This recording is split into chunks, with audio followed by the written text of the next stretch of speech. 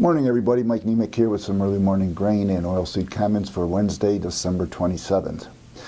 Well, we had a bounce in the oilseed yesterday while the corn and wheat were pretty much steady-ish, and we have follow through here in the overnight session again in that trend. We had the bean market up around 3 to 4 cents, the meal market up $2, the oil market up around 20 points, and the corn and the wheat pretty much near the unchanged level. We also saw further gains in the Malaysian palm oil market, and maybe except for beans, the Chinese ag futures were also firmer. So that was the case yesterday, and it's the same case in the overnight trade. It's kind of interesting to read with the beans up 10 cents yesterday after reading where Argentina weather has been okay right now. They got some rains. They're only around 70–75% planted with their beans. That we go after the close and find out that we're 10 cents higher because of the fact that there may be dryness in the Argentine forecast going forward.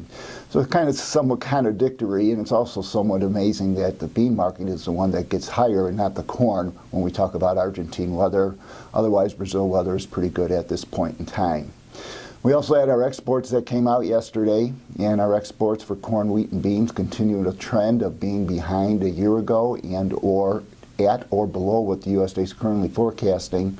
So in general, we don't have a major problem in South America at this time, and we also are not doing any demand, but nonetheless, like I say, it seems like the corn and wheat just continue to hover at their current price levels while the oilseeds have a little bit more vigor. And that potentially is for the fact that we got Jan futures deliveries coming up on Friday. We don't have January contracts for corn and wheat. The other thing that maybe really got in the beans yesterday was that the commitment of trades report that came out last week had a very much bigger sizable net short position for the beans than what we were estimating. And perhaps with the looking at the preliminary open interest in the beans was down almost 10,000 contracts, that maybe with the 10-cent rally was more short covering than weather related. And then with the trade already somewhat net long the meal, there wasn't really any increase in the open interest in the meal, nor was there any kind of gains in the soybean oil. So once again, maybe it was still money flow more than anything else.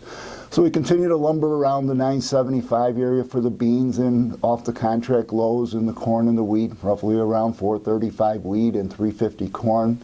As we go forward in here, we'll continue to monitor our demand pace, South American weather, and then when we get into the new year, we'll have that important January 12th report. So once again, these are my opinions, not that of ADM or ADMIS. Thank you.